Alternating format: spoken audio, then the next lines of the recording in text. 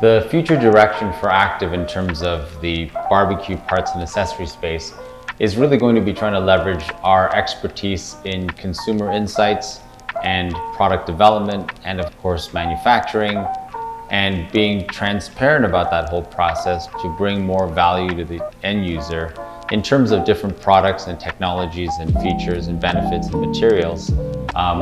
Again, the whole objective being to bring products to market that are not only good to use, but at a valuable price.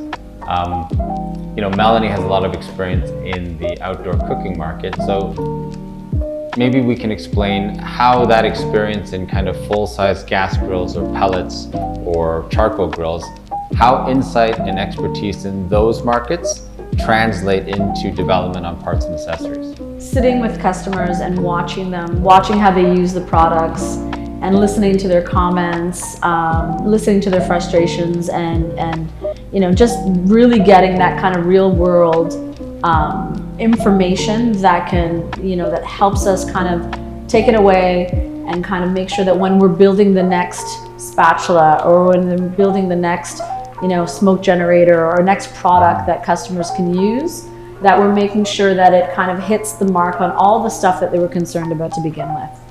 Yeah, and I think that's exactly right. So we're not just trying to just kind of tweak something that exists in the market just for the sake of having something different. We're really trying to have a point of view based on some real world observations that we're having.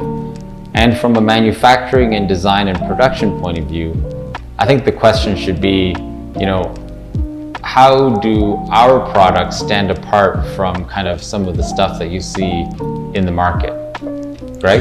Well, I like to think with the experience we have with our manufacturers and the designs we give them to produce, that we're putting a product on the market that will last and will function and meet the customer's expectations. What sets us apart from a manufacturing point of view from all the different products and potentially brands that you see out at retail and Amazon? Because you can buy a barbecue tong for $5 or you can spend $20 on one. So really at the end of the day, why should they buy the $20 one, or what kind of sets it apart? I think that our main attribute, I guess, as a manufacturer of barbecue parts and accessories is the fact that we see kind of the end result of that. We have the relationship with the customer, the retailer. Yeah. But we also have a relationship with our customers because we manage our own after sales and support our products kind of through and through. So basically from the manufacturing process right to end use, we gather all that information and can kind of use that to our advantage to quickly and effectively correct any issues or improve on our products. And I think that's a big difference than kind of a lot of the stuff that you see on Amazon. I mean, it's really interesting. Greg, I think you can probably answer this, but we or our teams are in multiple different factories in China that typically build for multiple brands.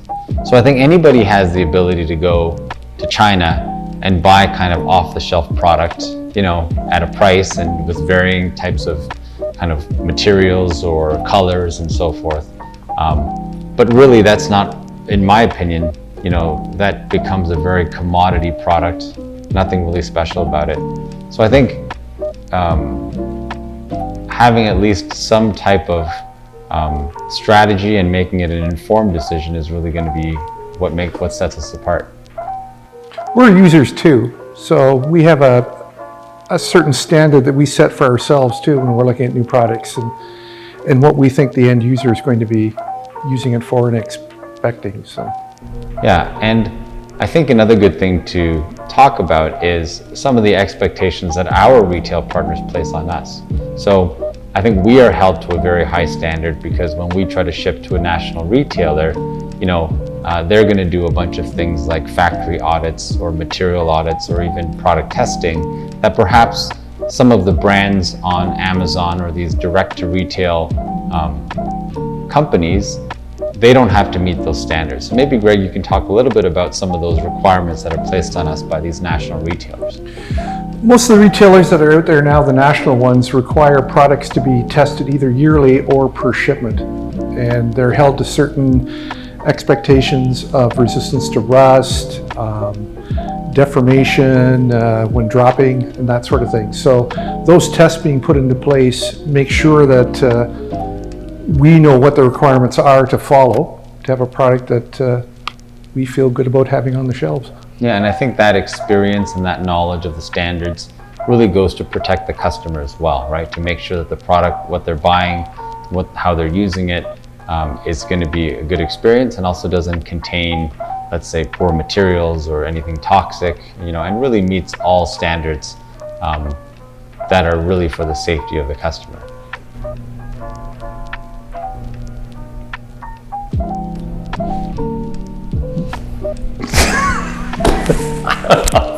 Oh, that was an important point. That was an important point.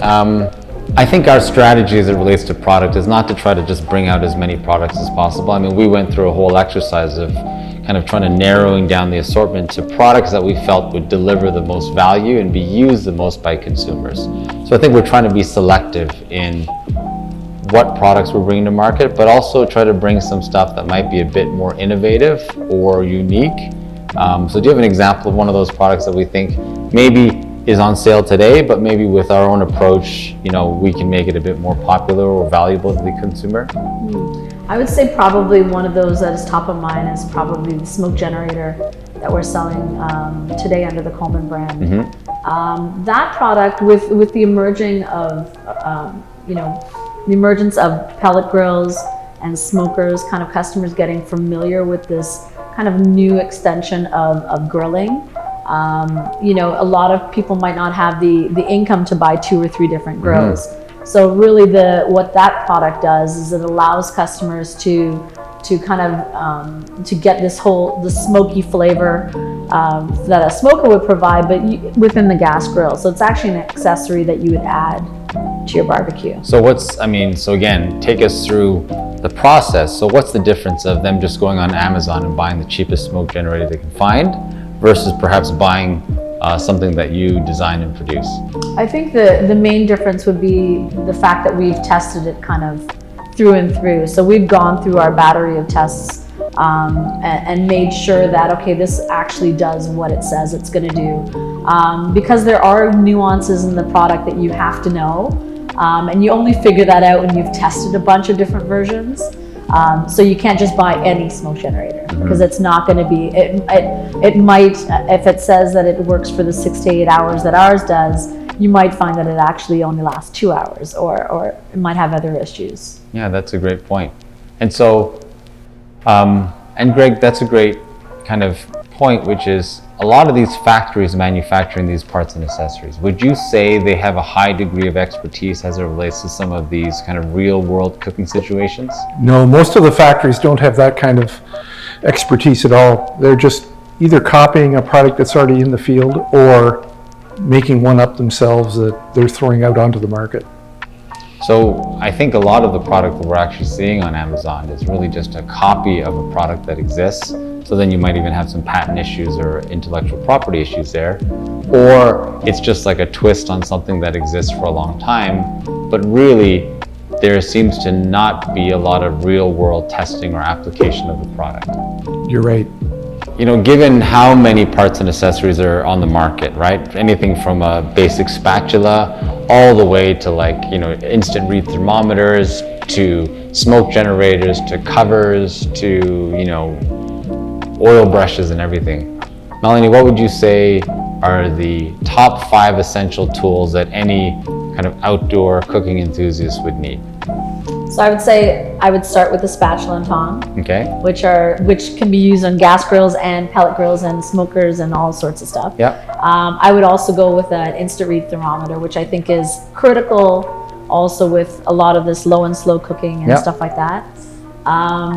I would say definitely some sort of topper, something that you can use for delicate stuff like fish and other things.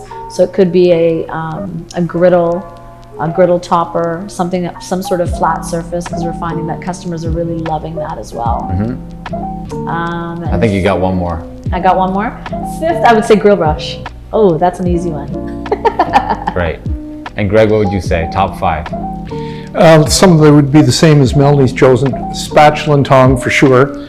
And I'm a big proponent of the digital thermometer. I think food nowadays and preparing it, people are being more precise in what the food needs to taste like when they're done. It's more of an experience when they're grilling as opposed to a job. Also griddles, whether it's an insert that goes into your current barbecue now. A cast iron one is a great idea. And again, a grill brush. So I important. forgot about covers. Covers, Yeah. you gotta cover your grill, people. Don't forget about the covers.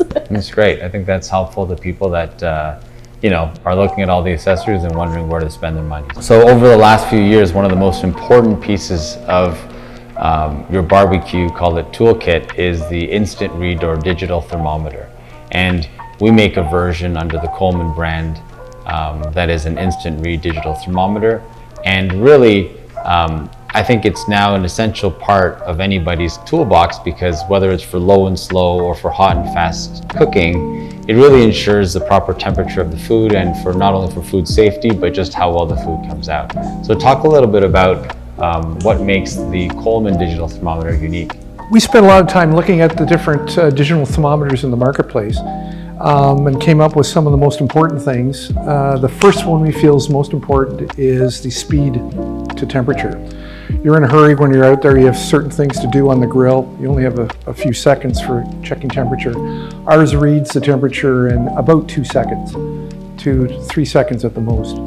The second thing we looked at was easy to read. Large print on it, so it's backlit, so you can look at it at night quite easily and get a reading. It has buttons that will hold the light, will hold the temperature, so you can pull it away and look at it later on.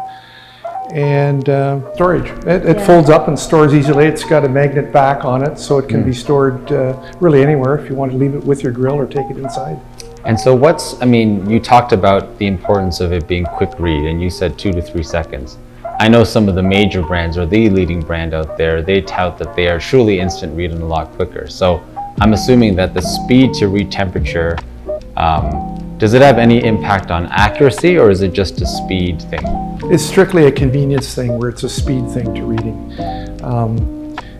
It wouldn't have an effect on your preparation of food or cooking of the food. So, I think there is a bit of a price difference between, call it, some of the leading brands and, for example, the one that we do. But that, and let's call it the speed to reading, is really about kind of maybe is that a better sensor, or is just basically a more expensive sensor, or how does that work? Yeah, the circuits that power it are more expensive to buy for the super speed ones, which are probably about a second plus or minus. I think anyone will find that a 2 second to 3 second one is acceptable. 5 second one seems quite long now when you're using it. That's great. But again, to reinforce the point, it really that's about speed as opposed to accuracy. And so in terms of what we've chosen to bring to market at about, call it 2 to 3 seconds, accuracy-wise, we should be on par with, call it, the instant read. Yes, we're right on par. It's plus or minus 1 degree Fahrenheit. That's great. And Melanie, from a consumer point of view, how have you found that consumers are using this? Is it just kind of only in the backyard, or is it kind of expanding to the kitchen as well? I think most consumers have a tendency to take the product inside because you need to clean it off after using. So they are definitely using it in their stove when they're cooking in their oven, using it for baked chicken, that sort of stuff as well. So it really is a product that takes you inside and outside for sure. But what if a customer was to leave it outside on their barbecue? It does have an IPX rating of 7. So if it comes in contact with water, it definitely is. It's built to withstand water. Right. I want to thank Melanie and Greg for spending time with us today, kind of illustrating kind of how we build and how we design and bring product to market. If you guys have any more questions or comments or any specific requests as it relates to parts and accessories that you want to see, let us know, and we'll be happy to try to fulfill those requests or answer your question. If you like what you saw and want to see more content or have any specific questions that you want answered, follow us or subscribe to the channel, and we'll be happy to try to get more information to you.